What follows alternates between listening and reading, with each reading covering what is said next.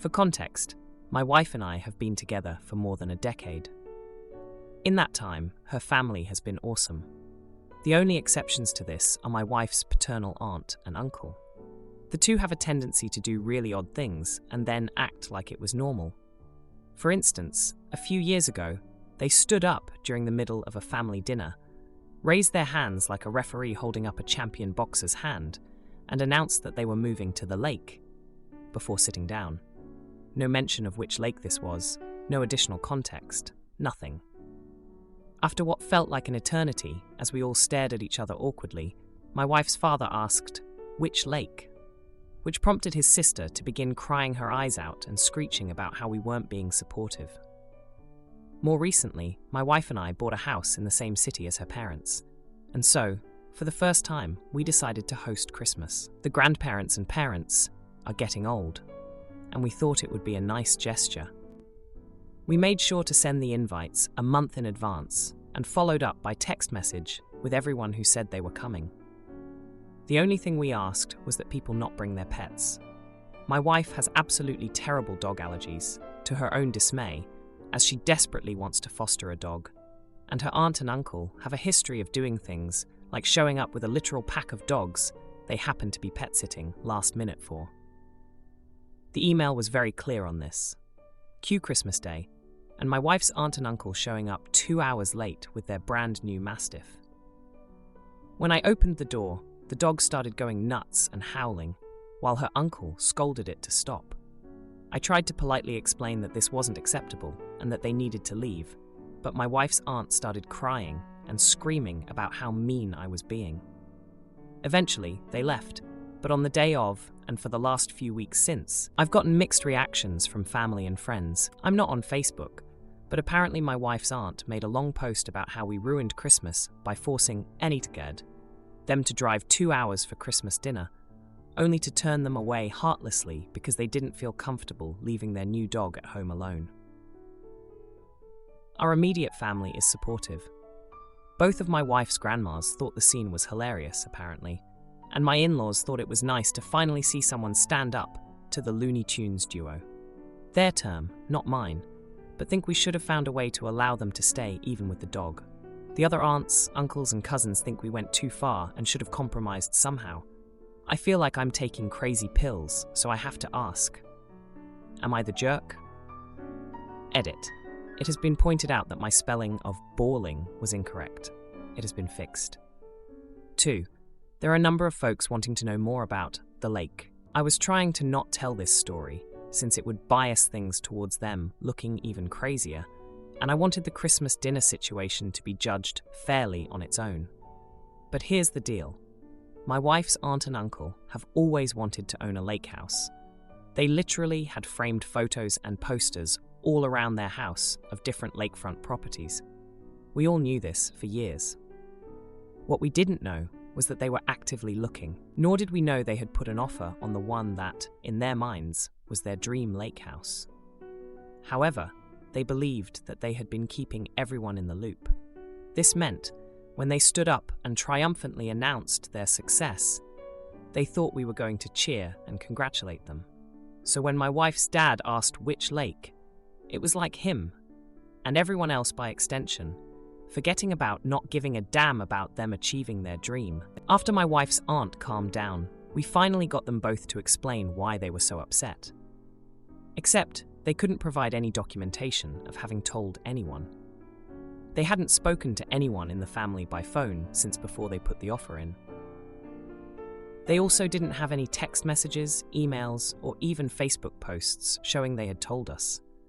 What we gathered by the end was that they had told a mutual family friend and somehow expected us to know by extension. So yeah, there's the story of the lake. Now for a few comments before the update. Comment 1. Not the idiot. Ignore the aunts, uncles, and cousins. You were clear. You put your wife's health above them. Good job. That's what is supposed to happen. I mean, I know we told everyone the rules, but let's make an exception since you showed up explicitly to challenge them. Next year, don't host. As they say, no good deed goes unpunished. Comment 2. Not the idiot. They are huge rude jerks. Your invite was clear. They chose to ignore your house rules. They got sent home. They ruined their own Christmas by their rude and entitled behavior. They do not get to make the rules for your home. You safeguarded your wife's health. You are a hero. Now for the update. Hey everyone, a lot has happened since my last post about the Christmas mess with my wife's aunt and uncle. Buckle up, because this update is a rough ride.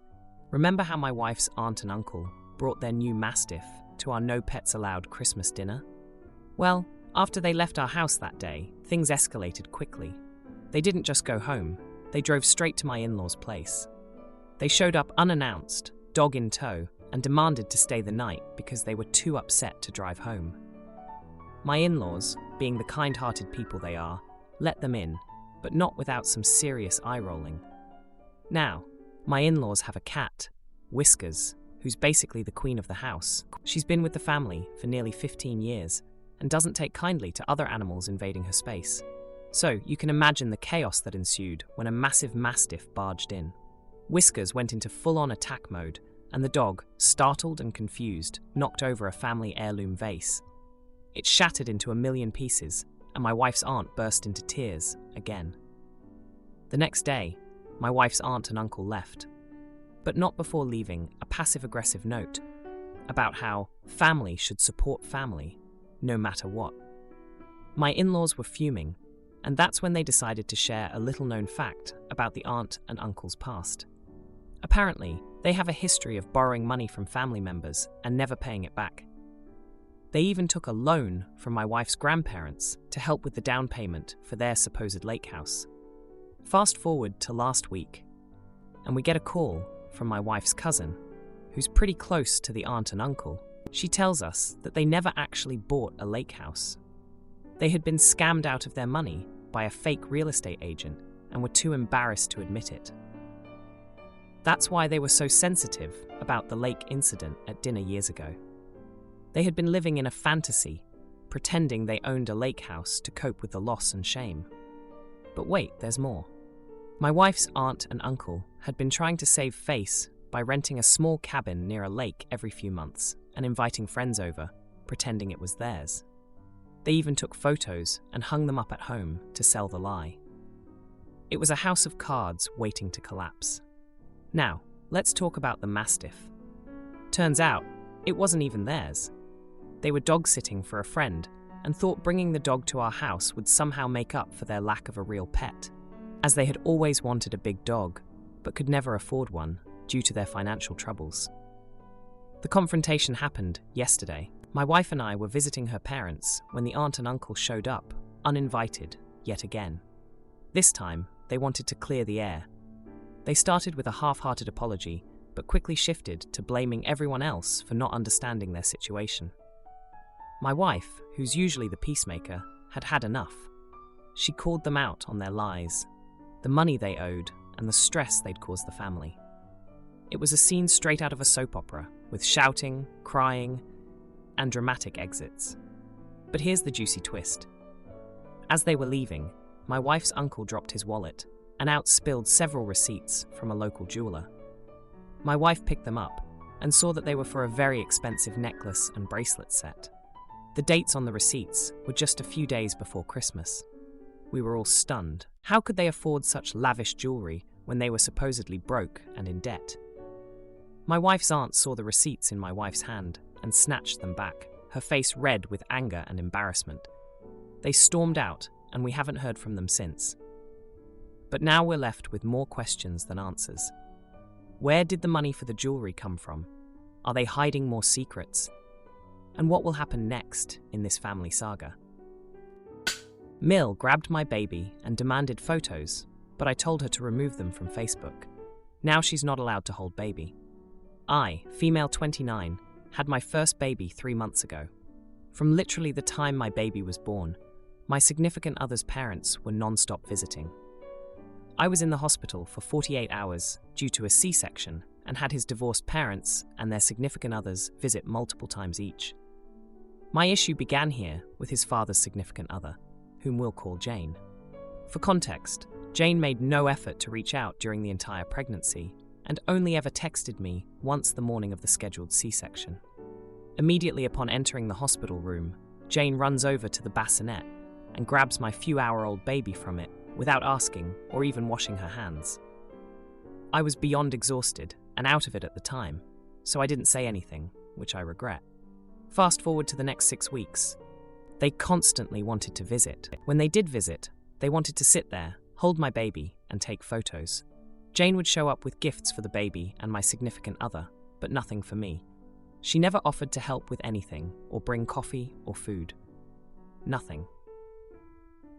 I log onto Facebook one morning after they had visited, and Jane had posted photos of my baby, blabbering on about how Nana loves her, and proceeds to give an inaccurate birth date in the comments.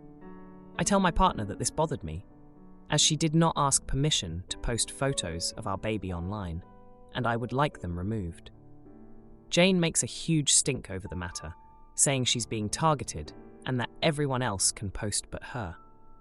I explain my stance, and somehow it blew up into her feeling like she only has the title of a grandparent, but can't do the duties of one because I wouldn't let her change my baby's diaper. His father doesn't seem to get where I'm coming from either, but my significant other told him that Jane needs to apologize and understand that there are boundaries that need to be respected.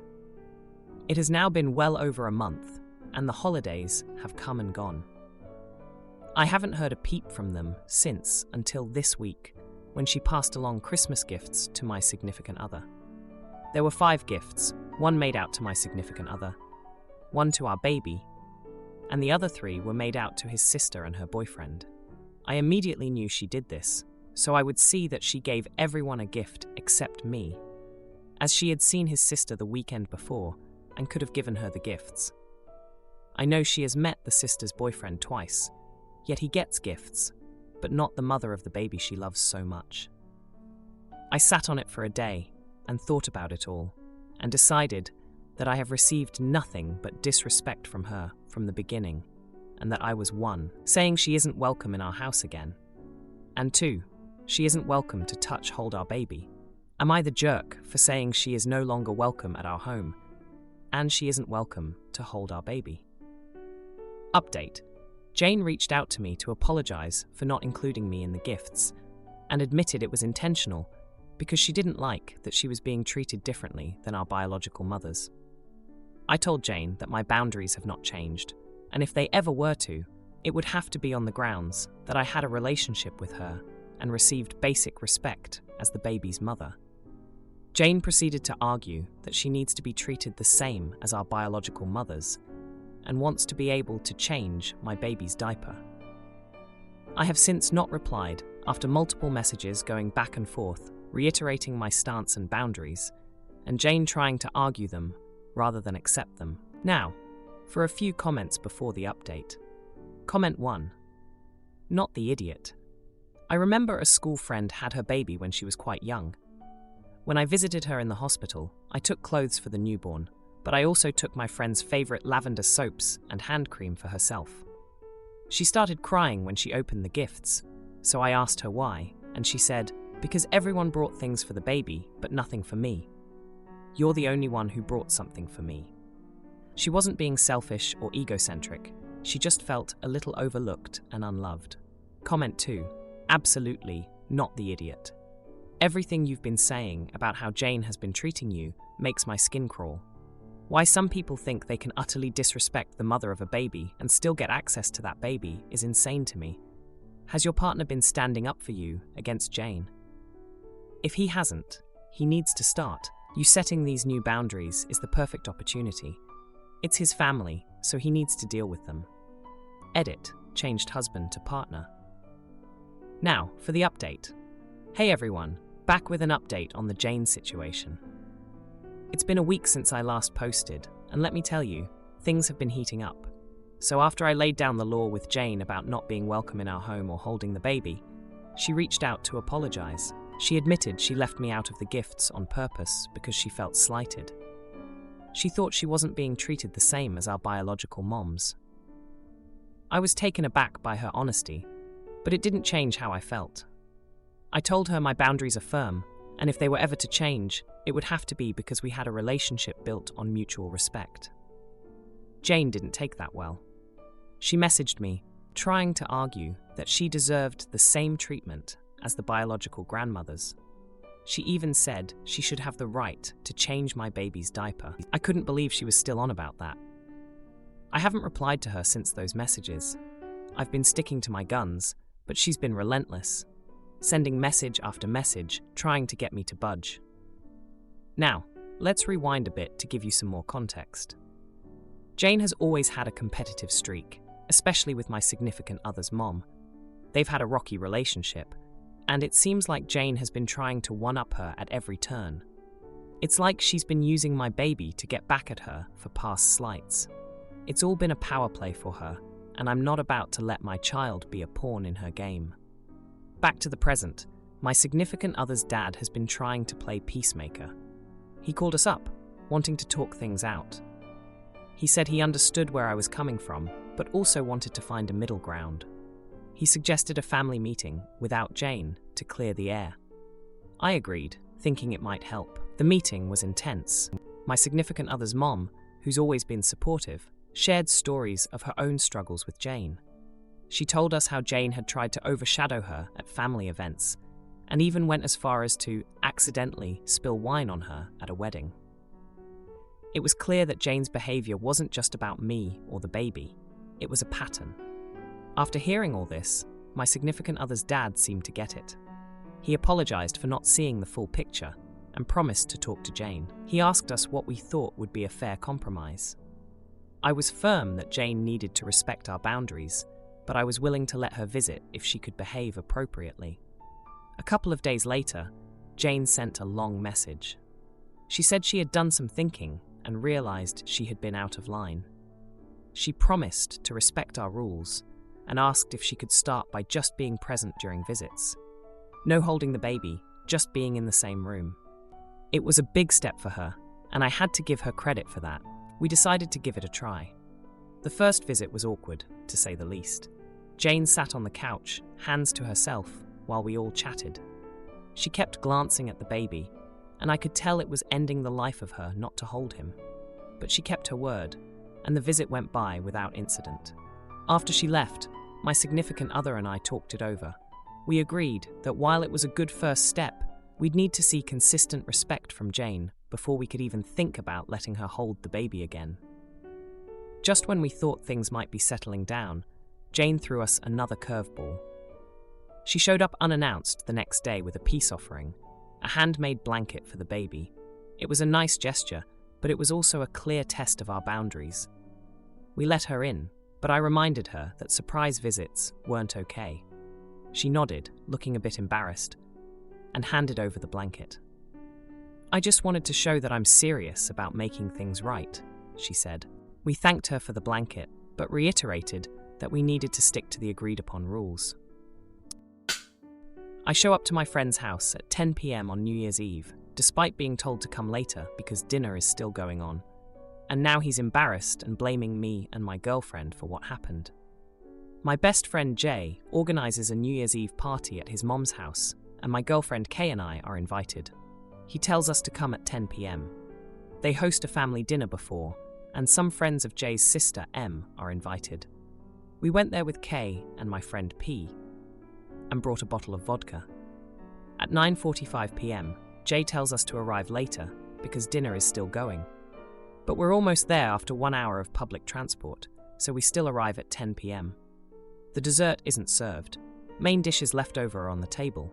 People are not eating anymore. We greet everyone, and Jay brings some chairs for us to sit at the table. P goes to the garden for a smoke. Kay and I sit next to M's friends. They serve us some wine, and we talk for a bit. One of them asks if we want some of the leftover duck in front of us. I decline, saying we already ate beforehand. They ask us again 4 times, and I end up accepting. I tell Kay to try some, as I know Jay's mom's Peking duck is very tasty.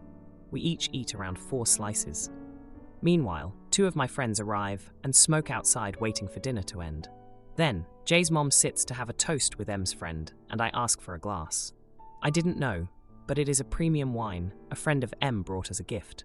I brought a bottle too. I thought it was fine. Around 11 p.m, some family members leave.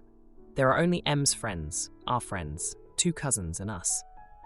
Our friends are sitting on the other side of the table. One cousin is a pastry chef. he brought a handmade king cake. They cut the cake, and some get a slice, including P. 2 of our friends decline. Karaoke starts, we sing for a bit. There are still 3 slices of king cake left. I want to ask for one. I tell Kay. She says, I got it.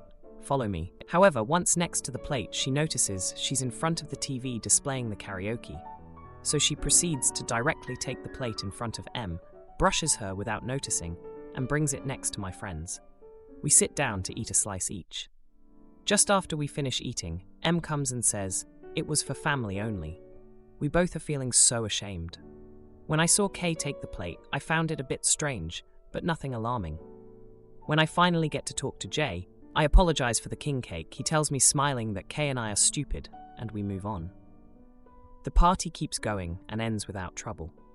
2 weeks later, I get to see Jay, without Kay, for the first time since New Year's Eve. He tells me he never felt so ashamed to invite friends. His family saw us eating duck, but his mom didn't invite us to eat it.